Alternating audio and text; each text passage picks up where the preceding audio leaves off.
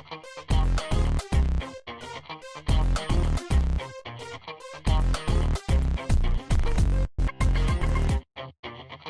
Nancy Furness, and this is Tri-Cities Community Television. Our interview today is taking place on the traditional, ancestral, and unceded territories of Coquitlam First Nation. And we thank the Coquitlam people who continue to live on these lands and to care for the lands and the waters and all that lies above and below. So this afternoon, I'm joined by Steve Sainas, who is the founder of the Terry Fox Rock School and a Juno Award-winning musician. So thank you so much for joining us this afternoon, Steve. Thank you so much, Nancy, for having me. It's a pleasure. We hear about you. You're a little bit of a local legend. I was wondering, maybe if we could just go back and tell us how you went, how you started down the path as a musician. What inspired you to take up music as a career? Well, when I was really young, I remember playing air guitar in the back of my dad's 55 Chevy. And to songs like American Pie by Don McLean and the old classics. The old classics and stuff. But we never had the means to have an instrument or anything. And my parents used to rent the upstairs to usually students, university students. And I used to go up sometimes and get help with my English homework. And Bob and Jackie, I still remember their names, saw that I had an interest in this acoustic guitar that they had, this old Stella acoustic guitar they had sitting in the corner. When they left, they moved out, they bequeathed the guitar to me. They left the guitar to you? They left the guitar to me. I was about 10 years old. That guitar sat in the closet for 2 or 3 years. Not until I started playing guitar I took a guitar class in Mr. Charles Russ's grade 8 guitar class at Kitsilano High School. And this is in Vancouver? This is in Vancouver, in Kitsilano. And Mr. Russ changed my life. He wasn't a very good guitar player. He was a fantastic piano and choral teacher. But like a lot of music teachers, he would teach whatever music courses he could load, and guitar was one of them. And he was a folkie. He was a 3-chord folkie, and he would teach us things like "Hang Your Head Down," Tom Dooley, and "Blown in the Wind," and again, some great songs. I had no idea how to even hold a guitar when I walked into his classroom, but he was so kind, so encouraging, and for a kid who didn't have a lot of self-esteem or confidence, I was pretty much a kid that kept to himself. He raised my self-esteem and confidence by just encouraging me to play. And I had the privilege to pay that forward as a music teacher later in my teaching career. That's how it all began. I just, you bring up that, I was going to ask you I will ask you to talk more about the Terry Fox Rock School, but just sort of by coincidence, yesterday I opened up the newspaper and there's an article about Steve Sainas, and it was a former student of yours who I believe is in Germany, and his plans got turned upside down due to COVID, and he's pursuing a career as a musician, and he refers back to the rock school and how it helped him through a really rough patch in his own life, and how it was like a community for him of support beyond learning the skills of the musical instrument, and how he still today refers back to the lessons that he learned in rock school. So can you tell us a little bit about the rock school, how you started it, why you started it, and sort of what the effect has been on some of your students? Yeah, so we're talking about Spencer Hargraves, who is now rebranding his music career under the Terry Fox, the person, who was our inspiration at Terry Fox Secondary, his namesake, and he's rebranding as Terry Maple. So Spencer or Terry Maple was in Germany for a time, trying to launch his music career there. Germany is an amazing country for music appreciation. Yes. I have a lot of friends who've gone over there. I've never had the privilege. But anyways, like many musicians, our plans were derailed by COVID, and for 18 months we put a pause on everything. And as for a lot of us, including Spencer, who I see from time to time in the trails when we're out walking, when I'm out walking my dog, we hang out by the river sometimes and have nice long chats. He was one of those musicians who had to take a step back and refocus and figure out how we're going to navigate through this pandemic as artists. And so he's just launched the rebranding of his career as Terry Maple. And Janice Clue from the Tri-Cities reached out to me and asked me to comment on Spencer, and it was a pleasure to do that. And that's how that came together. Just one wonderful story out of many, I think, that came out of the rock school. Can you talk a little bit about the rock school? What did you do there, and what opportunities did the kids have? Yeah, sure. I was a high school teacher in Port Coquitlam starting in 1986-87 as a TOC, and then got my first full-time job was at George Perks Jr. I graduated from UBC as an English phys ed major in education, so I have a Bachelor of Education. I don't have a music degree. When I got hired, know that. When I got hired, I was hired as an English, junior English and special needs teacher. And the reason I got asked to do the special needs was because of my music background. I had TOC'd at George Perks Jr. for quite a bit. I'd always bring my guitar, or quite often I'd bring my guitar with me, It's and I'd amazing play what the music kids. can do. Yes. And it was just a great way to connect with kids. Unbeknownst to me, that was sort of planting the seeds for later in my career. So I actually ended up becoming a full-time special needs teacher. I created a program for at-risk students at George Perks, which then when we moved into the middle school, secondary school model in Coquitlam, I moved to Terry Fox with my program. Sadly, the government, provincial government, started cutting back drastically. My program got compromised and got melded with Learning Center. I wasn't happy about that. I wasn't able to teach the way I wanted to teach those at-risk students. And I started looking at a career change. And I realized that a colleague of mine, Gord Hembrough, who was a visionary music teacher at Port Moody Secondary, had been teaching recording arts for a number of years and was about to start his own rock school. He was doing it a little bit differently, though. So after much consideration, collaboration, and just talking with Gord a little bit, I went back to my school and I asked Wayne Sawyer, who was then the department head for music at Terry Fox, and asked if he would support me starting my own rock school program and recording arts program at Terry Fox. He was extremely supportive. I spent a year building it, and in 2001, I launched the rock school program. And the reason, and I had been thinking about it because I had the opportunity to cover some of Wayne's classes when they would go off on band trips. And he had a music composition class, so I would be asked to cover his music composition classes. So I got a taste of it, and I went, I think this is what I want to do. This. I want to take my passion for music and pay that forward to the students in the same way that it was given to me as a gift from Charles Russ.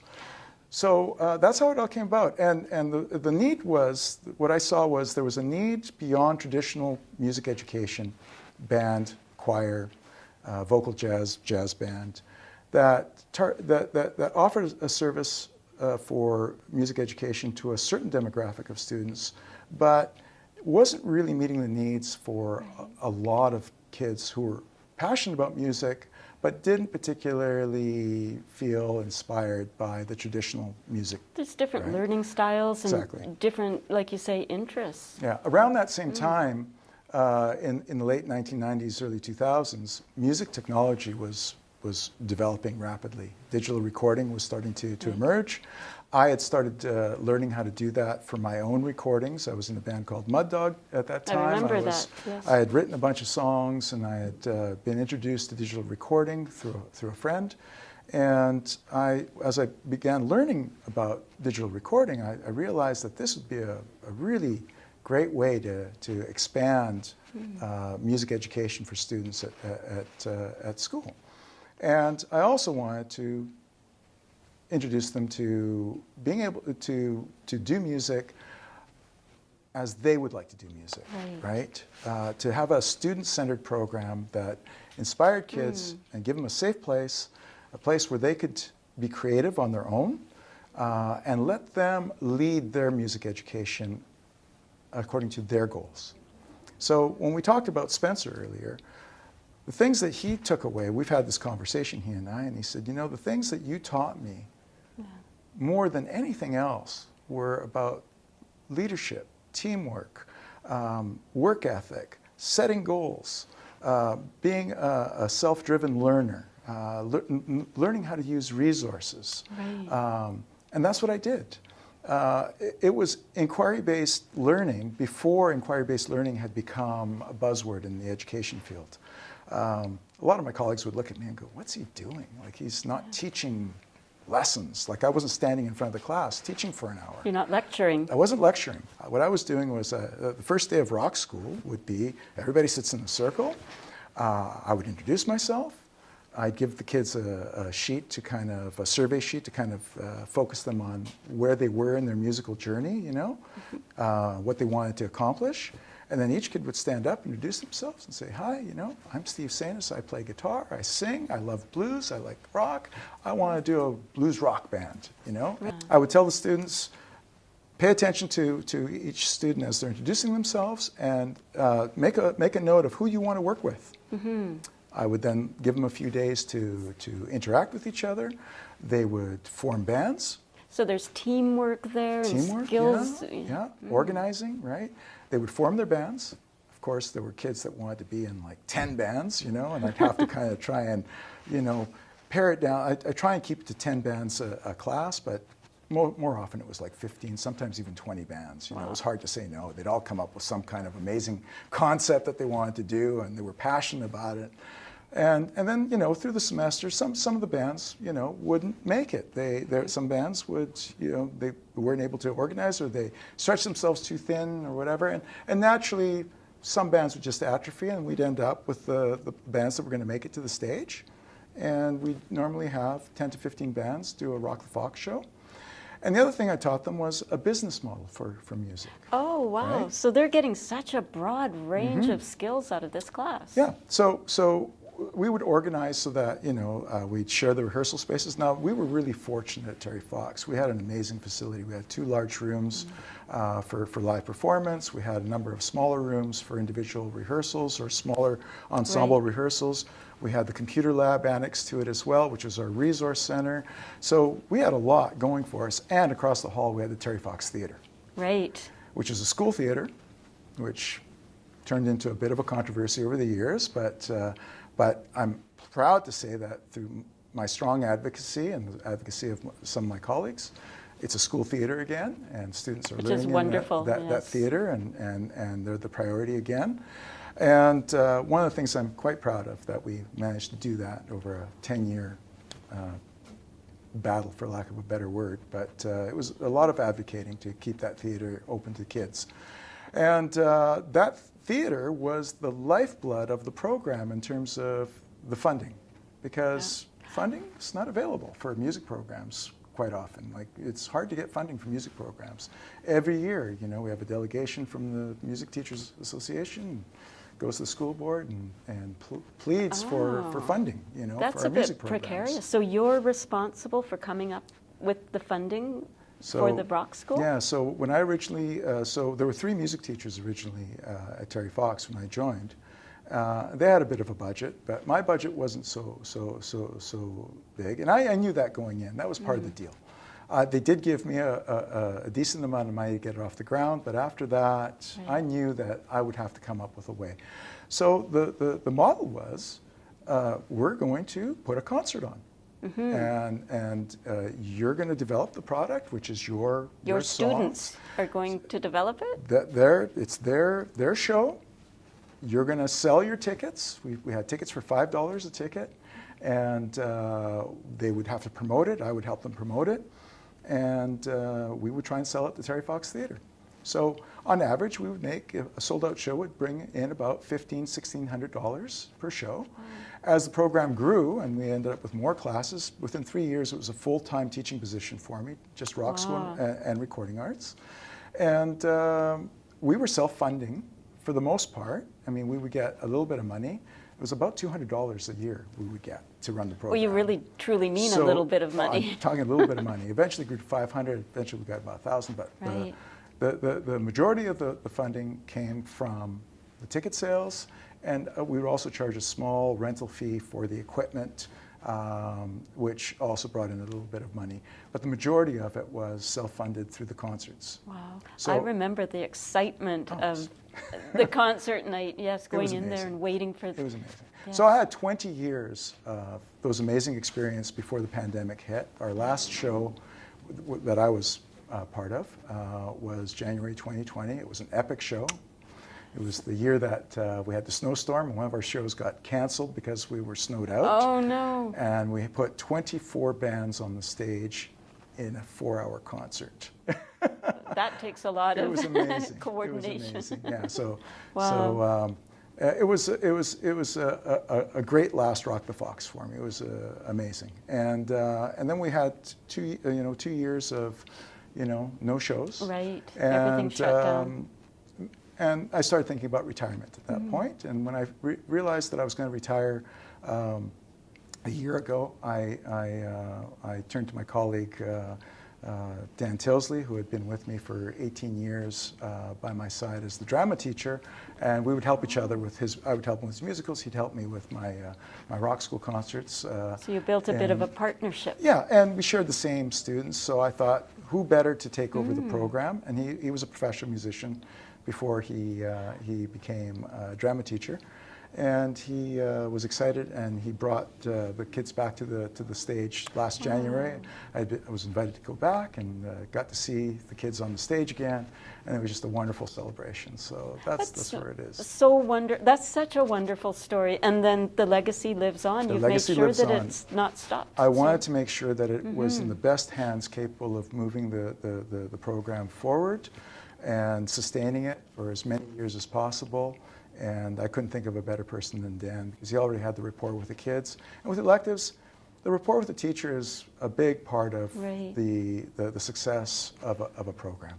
So I was thrilled when he agreed to do it, and it allowed me to retire feeling at ease that the program would continue and would allow me to move into the next phase of my life, which right now is playing music for myself and looking after my elderly parents, and Well, so retirement has changed the sort of the focus of your music a little bit, or the focus of how you approach music. Can you tell us a little bit more about what you're doing in retirement? Yeah. and how that's changed? So during even while I was teaching, I was always performing with my band Mud Dog for almost 20 years.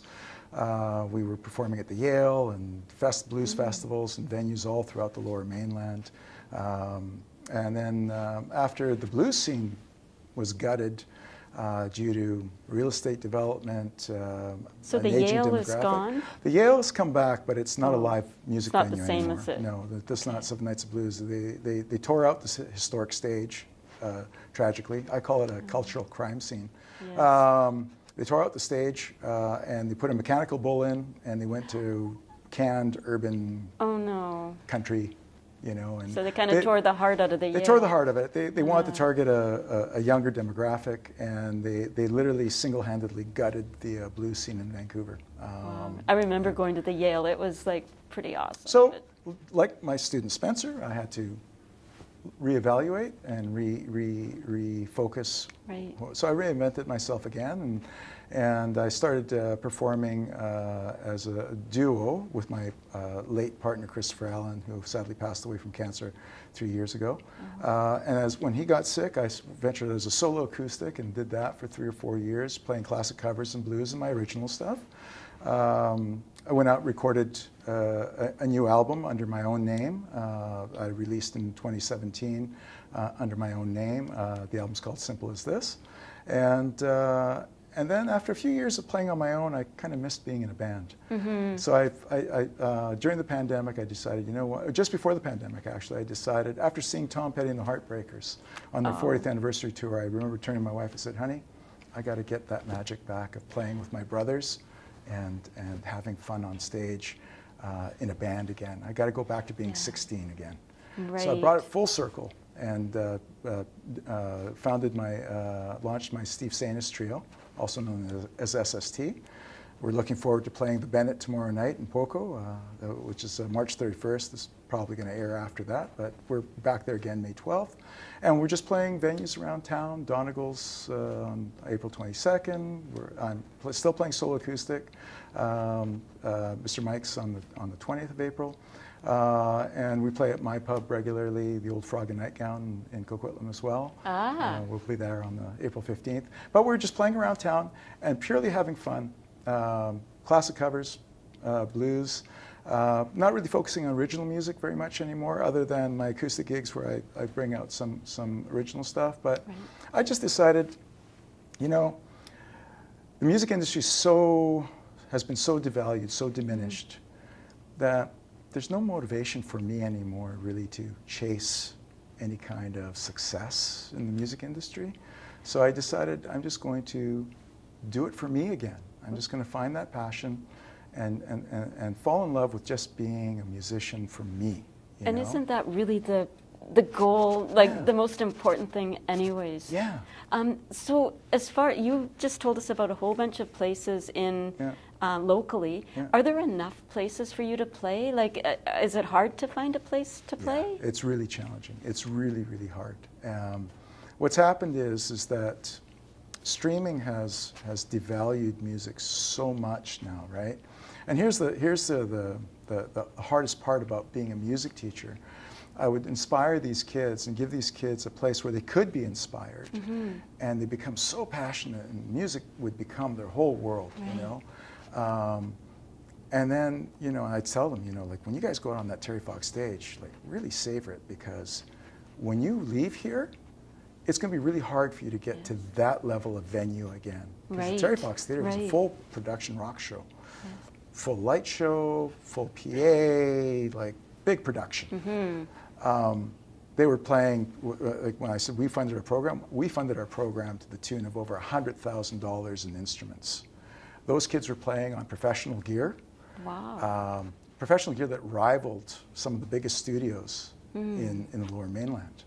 And I would say to them, look, like savor this, because I hate to tell you, but when you graduate here, it's going to be really hard for you to find venues that are going to be as big and exciting as this. And I think like what you're doing with Rock School as well is giving them the best chance. Like they've got the best instruments that they'll probably have, and everything is set up to be optimal. So like you say, that's their chance, right? To soak it up, and some of those students will be captured, and you've had students that have gone on.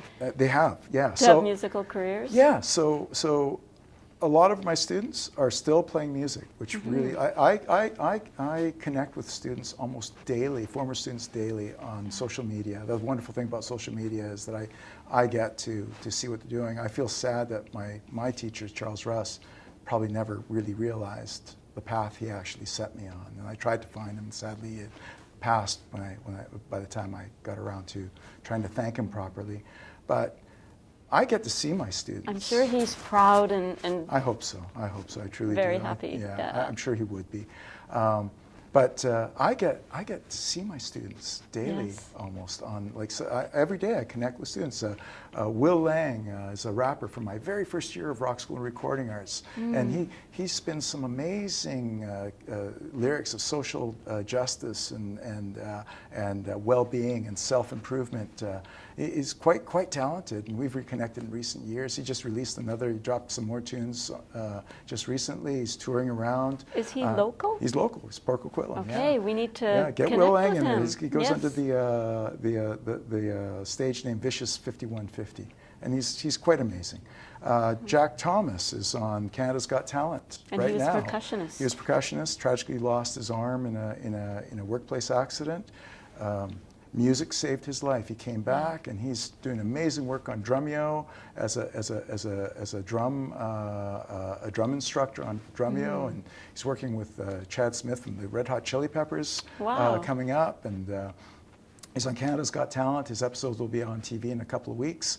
I mean, this must make you very proud. Oh, I'm very proud. It'd be very gratifying too. Very proud. Yes. Matt Perrin right now is touring Europe for I think the 5th or 6th time. Wow. He's toured North America 4 or 5 times with his metal band. I forget what brand of metal it is. Deathcore, I think it is, metal. Oh boy, it's I really, don't know. it's really intense metal, but he's a prolific guitar player. His band right now is Angel Maker. They're selling out shows all throughout Europe and North America. He was in a band called Threat Signal prior to that. We've stayed connected, and he's living the life of a rock star. In the 90s, he would have been on the cover of every guitar magazine. You know, he was just amazing. Alicia Monjatovich is going to be headlining the Kelowna Canada Day Festival with her band Everreal, and she's releasing music with her band regularly and touring around. Royal Oak right now, who all formed their band in my classroom, are right now, as we speak, in the Armory, one of the finest recording studios in the Lower Mainland. Jim Vallance, I believe, and Bruce Fairburn were the founders of that studio. They're recording bed tracks for their new album right now. And there's so many students. It sounds, I'm sure there's tons more that are out there too, but Yeah. I just, you know, I really want to thank you for coming in and sharing all that. Yeah. We hear about Rock School, we hear about Steve Sainas, but it's finally nice to be able to hear a little bit more about the story behind it. And I think that you had very kindly agreed to share some of your music with us. Yeah, I can, absolutely. So this is a song that I wrote while floating down the Coquitlam River back in around 2014, 2015. And as I was floating down the river, lyrics started coming to my mind as I was surrounded by this beautiful, this absolutely beautiful surrounding of the Coquitlam River forest. And anyways, I wrote most of the album while floating down that river. Most of the lyrics came to my head. I'd rush home, trying not to forget the lyrics. And I'd grab my dog Jasper at the time, a lovely border collie, and we'd go to a river beach, and I'd grab my guitar and I'd sit there and put the music to the lyrics. And this is the title track off that album. It's called Simple as This.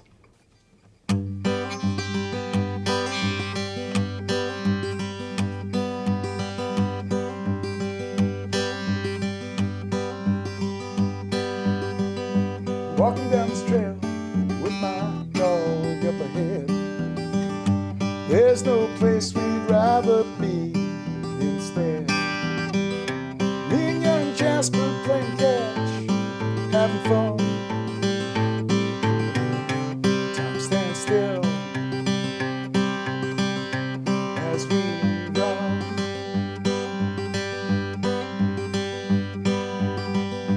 Words of the world seem so far away, while I'm deep in nature's beauty all day.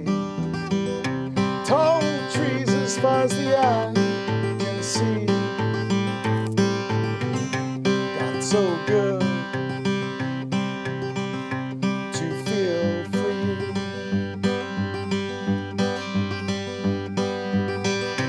Why can't life be as simple as this? Living in the moment like a long, sweet kiss. Drifting in a dream world of wonder and bliss. Why can't life be as simple as this?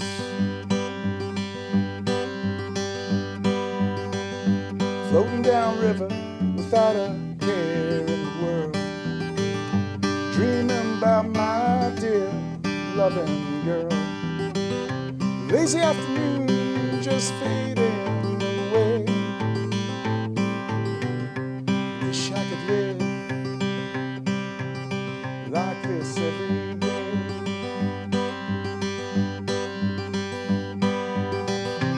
Why can't life be as simple as this? Living in the moment like a long, sweet kiss. Drifting in a dream world of wonder and bliss. Why can't life be as simple as this?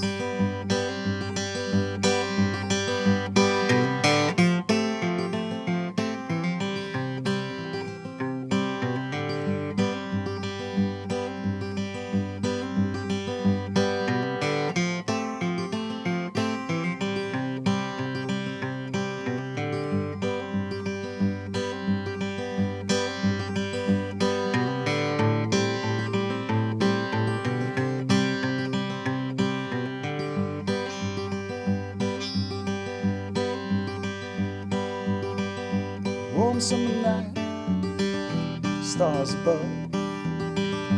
Running river sets the mood for love. Me and my girl, souls entwined,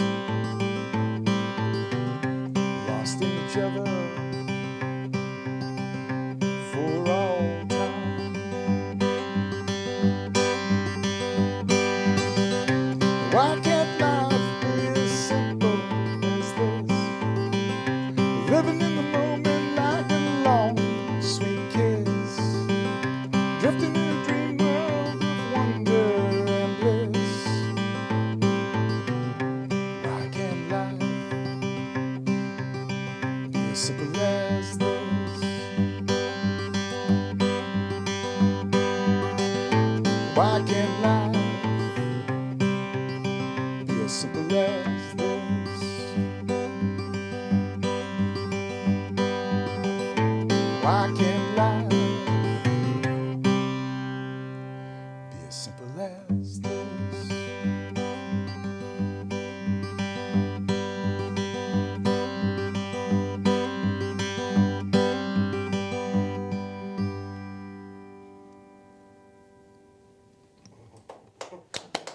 Thank you. Awesome. Thank you. That was amazing. Thank you. Yes.